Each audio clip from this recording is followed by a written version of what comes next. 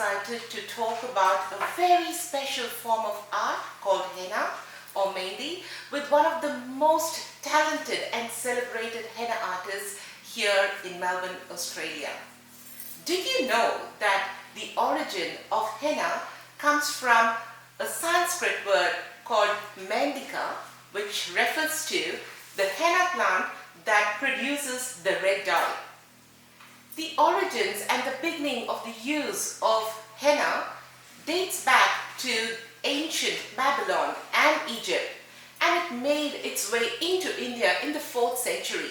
And you can find the traces of this red dye in certain cave arts in the Deccan region. Today I'm very excited to introduce my guest Ritesh, who is, as I said, one of the top-notch henna artists, the most celebrated henna artists here in Melbourne, Australia. Welcome to my podcast, Ritesh. Thank you so much for taking time for being here today. Thank you, Mary, for this opportunity. I'm absolutely thrilled to be here. Yeah, so are we.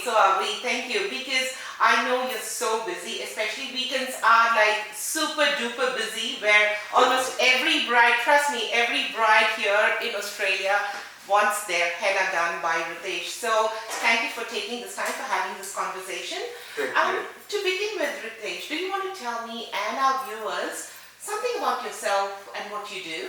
Yeah, definitely. I think being a henna artist these days has been way positive, and it's an area of me where I can kind of explore my craft and my art and my culture. So a little bit about me as a henna artist, so Ritesh, as you probably all know me as Ritesh Mehndi.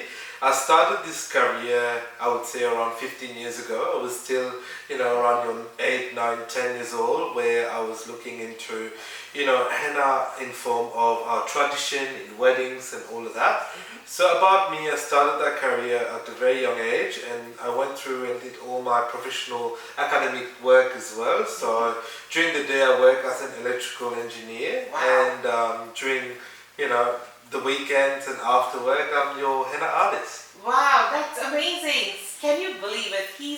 Ritesh is an electrical engineer, and then he follows his passion as a henna artist. Two separate worlds, but amazing. You're doing an amazing job, Ritesh. Thank you. Now, in your early days, did you have this passion for art and crafts? Is that how this whole thing started, your passion towards henna? Yeah, since a very young age, Mary, what was happening is that with the diaspora of things, so I'm originally from Mauritius, but our background is from India, and being part of that type of Indian roots and culture, we kind of knew a little bit of everything that is happening in India based on what our ancestors has passed on to us. However, we didn't know things or techniques or rituals, culture in the depths of it. Yeah. So while growing up, weddings was always part of our childhood, right? Yes. And as a kid, you're always so excited to go to weddings, and you get to play around and run around, meet people, food and all of that. However, I was one of those that has always had the eye for the craftsmanship of things. So I'll be helping mom doing things, or helping doing the talis and the flowers. I was always interested in that. So henna came around by the scent of it first. That's where I got approached to henna. I know a lot of people go, oh my god, mehndi scent, I like it or not like it. I was obsessed with it. I don't know, it was the aroma of the henna that they used at weddings, so that what kind of attracted me to henna. But yeah, to just answer your question, I've always been part of that artistic world, and to me it was a way to learn more about my culture. So that was kind of the main reason that got me so passionate about it. Oh, that's amazing. So was anyone in your family a henna artist? So you saw them and Yeah, no. Actually, I get this question quite often as a henna artist, and I always say it's because of my mum. And the first thing people reply back is that, oh, is your mum a henna artist? I'm like, no. So no one is a henna artist in my family. It's all a business kind of family orientated, and I was quite studious at school as well, and I didn't do any of those art subject. I was just doing science to become an engineer. So no one was a henna artist. I got my passion through just the culture and the celebration. Okay, did you get trained, or did it just come within you? Sometimes there are certain things, interest, that's just inside you, it's just inborn. Yeah. Was henna one of that? No, I've never been trained as such. So from the very beginning, where I discovered, henna itself, I would, hide and use henna as a technique to kind of play around and do designs on myself. Yeah. Just to kind of expand that story a little bit, just about myself. Yeah. So when I was little, when I got to know Mandy, obviously I grew up in a boys-only home. So it was dad, me, brother, and mum. So mum always kind of struggled. Weddings happen, and South Indian and South Asian, weddings are always long and elaborated. So she didn't really have anyone to help her with some of the things to get ready. And being ferocious henna artist wasn't such a big thing back then. So it either you knew it or your mum knew how to do it and you inherited it from them. So mum didn't really have that, daughter or friend to help her out doing her henna or anything like that when she was getting ready to attend functions. So I said, why not me? Of course, why not? Why not me, and why not, why just be a girl's type role to do? So I practiced on myself, living on this island. We always wear shorts. So I know there was this, this ideology behind it that henna is only meant for girls. So the whole taboo behind it. So I didn't want to be noticed. I didn't want people to judge me as well. So I was hiding in the bathroom, which is so funny. Hiding in the bathroom and then drawing on my ties because no one could see it. It's only me. So I practiced and practiced and practiced until the good day I was like, I should be good enough to ask mum if I can do a henna. And that was I was 10 years old. Oh wow! And mum just didn't even think twice about it. She probably thought that I would do some cars or wheels on her. She's like, do it, son, it's fine. And then that's where it all started. It's all about the mother, is it? It is always about the mother. It is about how, no matter what the child does, no matter what the child loves, mother's always there to support them, isn't it? 100%. Now, correct me if I'm wrong. A henna artist predominantly is woman-oriented kind of business, right? Yes. So breaking all those taboos, here we are. Yeah. Here I am sitting with one of the celebrated artists, henna artists. Yeah. How difficult was it to embrace this art form? I think it was quite difficult in my sense of where my origins come from, because as you've mentioned, it is quite women-oriented business. I celebrate women as much as anyone else. I don't want this to come out any other way. It's been an art that has been celebrated for years, but depending on where you are and which culture you're celebrating it, it might be very difficult for a male or a guy to just jump in and go, I want to do henna, right? So it came with a lot of difficulties, especially while growing up. So you will get tagged, you'll get bullied along the way. Even though you're trying, in the back of my head, the reason to why I was doing henna was to bring happiness to people. Like you see brides these days, or anyone, you draw something on them, and the smile that comes out of it afterwards is so much more than any other materialistic things that comes around. So for me, it was all about spreading happiness, spreading positive vibes. But again, through that journey was a lot of bullying. Was why are you behaving like a girl, or why are you doing things that girls do, right? But then the biggest factor behind it was like I was supported and I had a very, very good support system. As you said, my mum was the first one of it.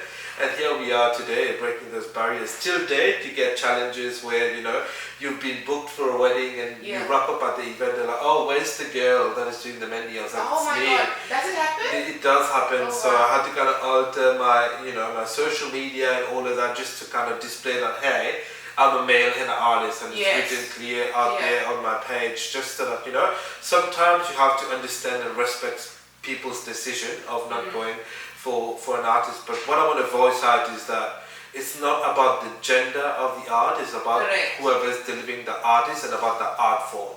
So that's what we need to celebrate and kind of respect. Absolutely, I can't agree more with Ritesh. It's not about the gender, it's all about the art and the passion behind that art form of, if you look at the artists, it's all about how passionate they're about that art form, isn't it? And that's what we need to celebrate, right?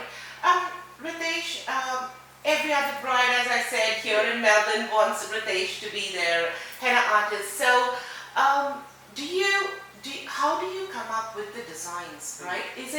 Do you customize them as per the bride's choice, or how do you come up with the main designs? Yeah, so my biggest inspiration, as I've been saying, has been India, and I'm so rooted to be understanding my culture. So I would say my key kind of inspiration is the whole Indian culture, the history, and the stories behind it. When you talk about the Maharanis, the Maharajas, and how they're built together. I had the opportunity and I've been blessed to visit India myself and visit some of those archaeological places. Rajasthan is full of history and designing and through embroidery. So when I design my bridal mehndis, and my brides know this about me, and that's what the first thing I say to them is that I'm more than happy to bring every single of your inspiration through and understand the assignment as we talk about, because it is their big day. Correct. But I want to also tell my story through this. So to me, it's a collaboration between me and the bride. Not so I'm working for the bride, so we work together to deliver something that is magical, culturally, represented and celebrated as well. So my designing process is getting to know the couple and the bride a little bit more, and you would see a lot of special elements has been added. A lot of brides, we live in Australia, and the probability of you getting married to someone of your own culture might not be the same as when you're back home in India or anywhere else in the world. So I've seen that a lot of brides take henna now very seriously, because it's one of those forms where they can actually represent their culture. So my design comes from that background and understanding them. That's nice. Ritesh, you've given us so much insight about your passion. Yes. Now I want to ask you this question. Who is your inspiration and why, Ritesh? Yeah, I think my inspiration in terms of where I want to be has been all the biggest artists around the world, and I would say that loud and clear. Or your South Asian artists breaking all these barriers. We've seen Dio celebrating his artistic flares in India. We've seen all these artists going around and representing us and making our karigari, as we call it, all the artistic things that we do. So I'm a big fan of Sabyasachi for his artistic flair and vision. In terms of henna artists as well, there's so many amazing henna artists that we need to celebrate, and they are my biggest inspiration. But I would say my topmost inspiration to one here will be the women in my life. Oh, that's so nice of you to say that. From my wife, my mom, my mother-in-law, and all my other friends, and my very, very close friends, obviously all women as well, and they are my inspiration, because I want to be part of all this culture and celebrate them as well. That's so nice to put it that way, as you rightly said, we need to support women and celebrate them as well. 100%. Now, Ritesh, have you ever thought, because you're so good in your art and craft, and your body of work speaks about it, I just want to know, have you ever thought about workshopping your passion in the wider community? Have you ever thought of that? Yeah, I think that's a very, very interesting question, and I've been working on something like that for some time now. I feel like the joy of sharing your knowledge has been, a big element of my being. So I feel like it is to come. I would love to host a workshop where I have people come around, any cultures or anywhere, and it doesn't matter of your gender, and come and learn about henna, and come and learn about how you can use this form of art to not just help others, but help yourself through any other times that you're going. Because let me tell you that drawing, even if you're drawing on someone on a piece of paper, if you have henna as an artistic flair, as a kind of pathway, you can achieve a lot. That's nice. That's nice. Okay, to wind up, I just want to ask you, do you have any inspiring words to our viewers out there?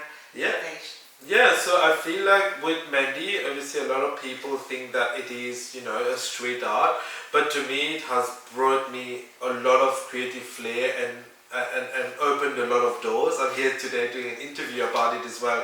So I think the biggest kind of advice I will give to anyone, if you are, pursuing your career and your professional lifestyle, make sure that you do not let go of your passion.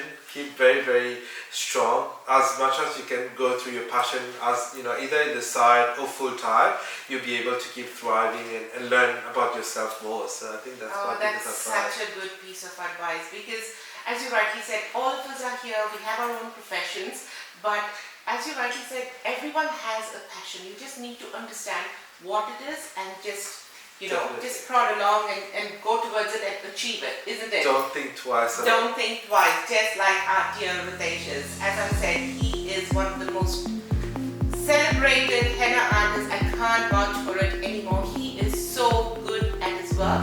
Thank you so much, Ritesh, for taking time and being here and talking so much about henna and your body of work. Thank you so much. And I wish you all the very best. May you reach more heights in your professional career and in your passion towards henna, and good luck. Thank you. Thanks so much for having me. It was a great pleasure to be here. Thank you. Thank you.